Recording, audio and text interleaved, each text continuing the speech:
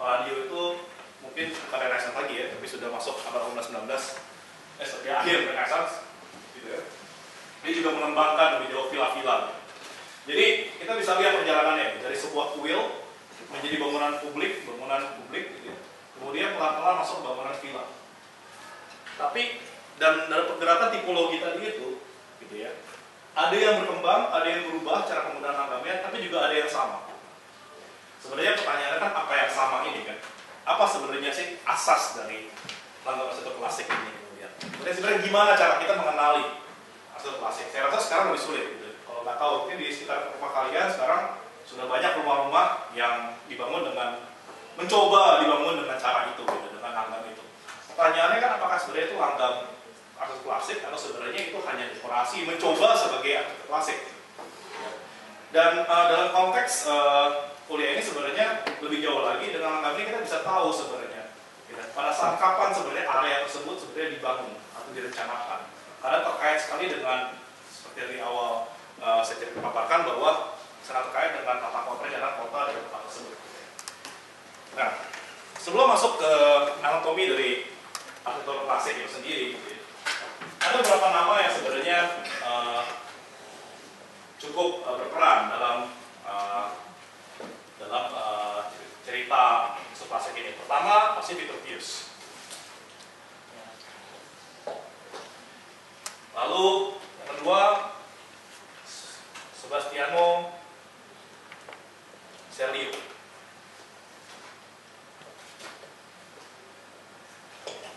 Sebenarnya ada lagi Vignola, terus ada Palladio dan sebagainya. Tapi dua ini yang dianggap cukup kuat gitu ya dalam memformulasikan sebenarnya apa itu arsitektur klasik. Vitruvius mungkin ini adalah nama yang paling umum kalian kenal gitu ya. Mungkin dalam kata arsitektur dan segala macam ini sering-sering muncul gitu ya di mata kuliah ini.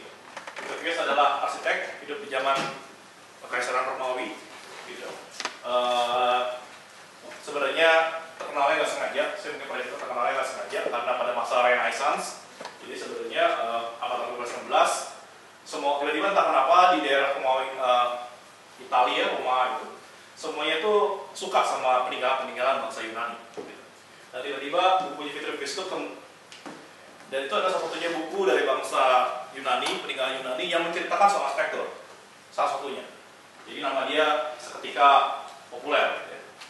Dan buku itu memang cukup lengkap. Ya, dalam judul bahasa Inggrisnya kan The Ten of Architecture ya.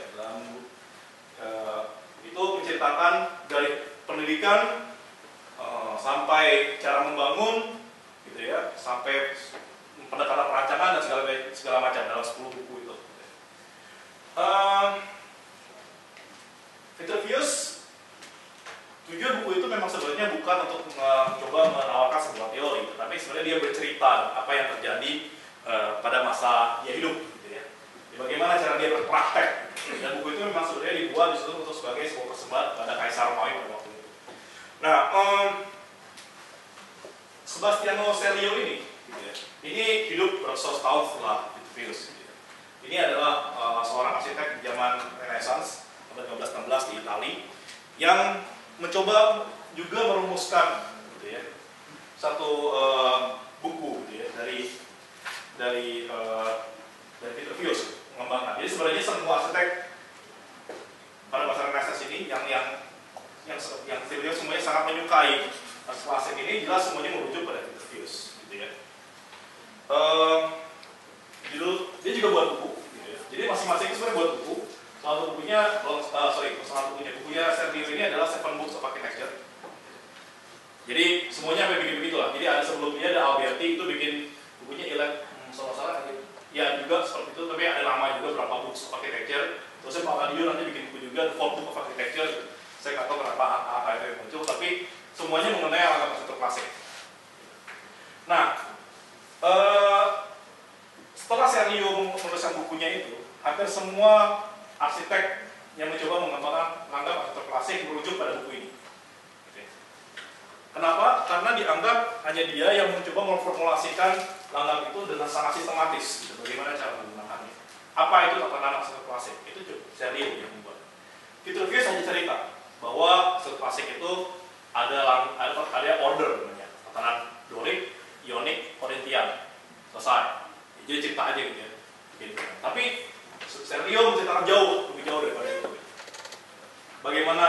menggunakan ekspresi Doric itu apa, Ionik itu apa, Tuscan itu apa, Korintian itu bagaimana, lalu bagaimana dia disusun, gitu ya.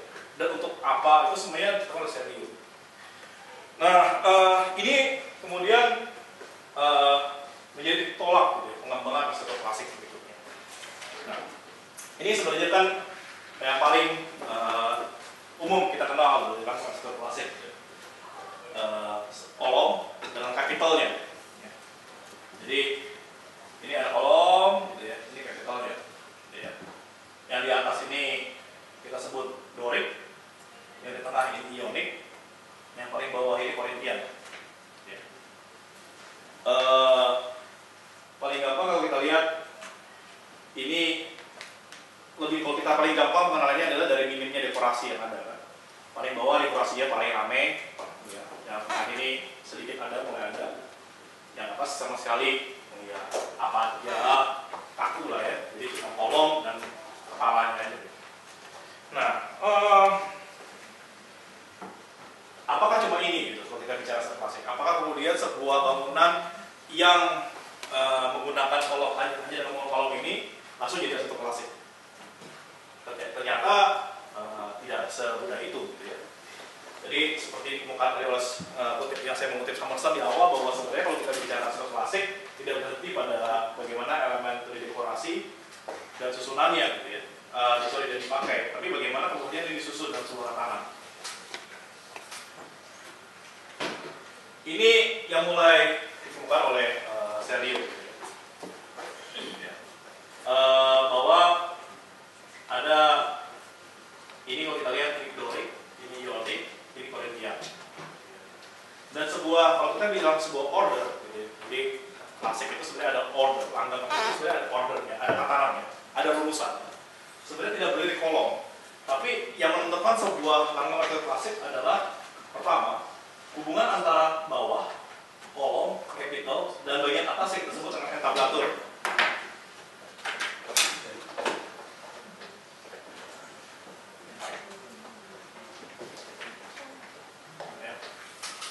Ini paling penting. Jadi hubungan ini menentukan rumusan arsitektur klasik, bahwa si kolom ini harus menopang entablatur. Posisi dia ke atas ini, relasi ini sebenarnya menjadi salah satu esensi dari arsitektur klasik. Kalau kita ingat lagi post and beam itu sebenarnya esensinya, gitu ya, bahwa ada balok yang ditopang oleh kolom. Jadi kalau kalian lihat sekarang semana-mana, gitu ya, kalau kalian ada rumah yang pakai yang mengaku arsitektur klasik, biasanya kolomnya itu tidak menopang entablaturnya, itu bersalah. Atau paling enggak yang bikin itu pasti nggak ngerti. Gitu ya. Karena esensinya pertama, kalau mau lihat paling mengatakan itu arsitektur klasik, pasti kolomnya itu menopang entablaturnya. Jadi entablatur ya. Jadi lalu di entablatur itu ada berapa pembagiannya sama. Bagian yang tengah ini, yang nomor 3 ini atau ini namanya architrave. Lalu yang kedua bagian tengahnya itu namanya frieze. Yang paling atas ini strip ini cornice. 3 itu di mana ada? Maksudnya di bagian Doric, Ionik, Korintian ada. Nah, itu sebenarnya ekspresi yang memang sengaja dibuat sedemikian rupa. Jadi penggunaan ekspresi arsitektur klasik ini sangat berkaitan dengan tipologinya. Ada hubungan dengan kolom tadi, yang saya menceritakan. Jadi kalau kita lihat dari kiri kanan, sebenarnya yang terjadi adalah ekspresi dari kasar ke halus. Dari kasar ke halus. Dari keras ke lembut. Dari yang maskulin ke yang feminin. Oleh karena itu, kalau kita kan belajar cerita Kolosium, tidak akan pernah terjadi kolom paling bawah itu Korintian. Kolom paling bawah itu pasti apa? Doric. Kemudian pada saat dia naik 2 lantai keduanya pasti Ionik. Lantai ketiganya pasti Korintian. Jadi itu sebenarnya salah satu esensi lagi gitu, bahwa yang berat, yang kuat akan selalu menopang yang lebih halus dan lebih lembut. Itu adalah salah satu tatanan dari langgam arsitektur klasik. Nah, ini adalah aturan kedua. Yang lain tadi itu sebenarnya tatanan yang sifatnya vertikal. Ya. dari bawah ke atas. Jadi dari bawah ke atas kita tahu ada base, ada kolom, ada capital, ada entablatur. Nah, secara horizontal itu bagaimana? Hubungan secara horizontal antar kolom itu diatur dengan, ya ini sebenarnya juga temuannya orang Romawi, ya istilahnya sebenarnya intercombination.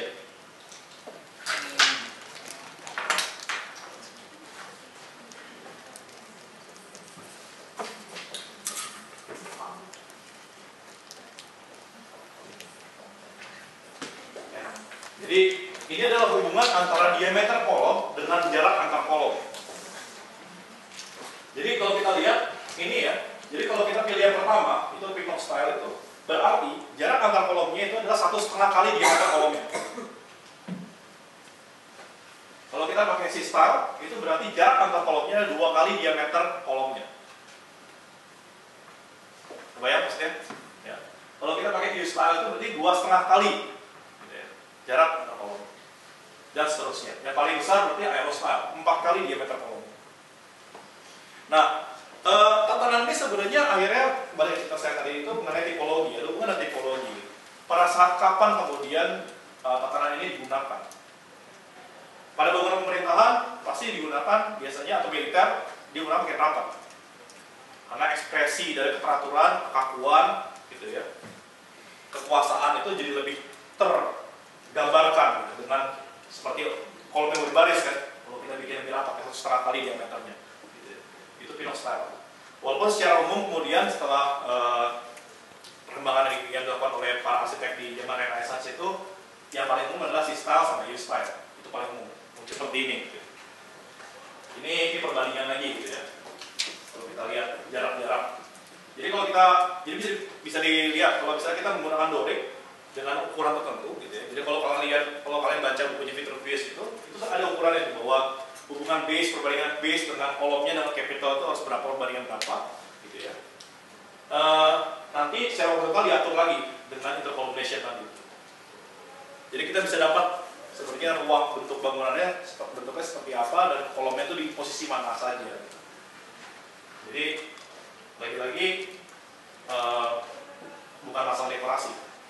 Hal lain gitu ya, yang kemudian muncul, jadi tadi ada soal order dari kolom, ada mengenai intercombination, lalu ada dua hal lagi paling tidak yang kemudian banyak muncul. Pertama disebut dengan pilaster.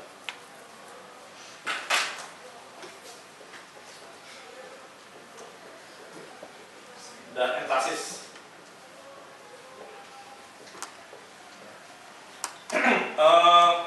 Pilaster ini sampai sekarang masih banyak ditemukan. Itu adalah kolom-kolom yang sebenarnya diekspresikan sedemikian rupa ditanam setengah ke dalam dinding. Jadi dia tidak berdiri tunggal tapi masuk setengah ke dalam dinding. Jadi seperti ukiran kolom. Itu disebutnya pilaster, gitu ya. Ini yang memulai di zaman Renaissance. Jadi kalau intercombination bangsa Romawi, ini orang Renaissance yang mulai pilaster. Lalu entasis. Entasis ini ada pada masa arsitektur kuil di bangsa Yunani, tapi sekarang rasanya tidak perlu digunakan. Jadi entasis itu adalah sebuah modifikasi pada elemen arsitektur yang digunakan agar terjadinya ilusi perspektif.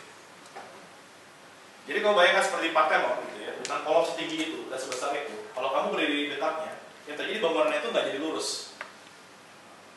Ngerti nggak saya? Dengan kolom vertikal setinggi itu banyak. Kalau kamu berdiri sangat dekat dengan bangunannya itu nggak akan lurus. Dia akan membangun begini. Bangunan itu akan melebar, karena distorsinya adalah distorsi perspektif kita. Karena skalanya itu terlalu besar, sehingga perspektif kita itu tidak lagi bisa mengapresiasi itu dengan sesuatu yang lebih normal. Ya. Oleh karena itu dibuat sedemikian rupa di pendekatan namanya entasis ini supaya kolom-kolom itu sebenarnya nggak lurus. Jadi kebalik, yang miring itu kolomnya. Jadi bentuk kolom dan bangunan itu sebenarnya tidak lurus, tapi sebenarnya sedikit miring supaya pada saat kita melihat dengan dekat bangunan itu kelihatannya lurus. Itu sebenarnya dilakukan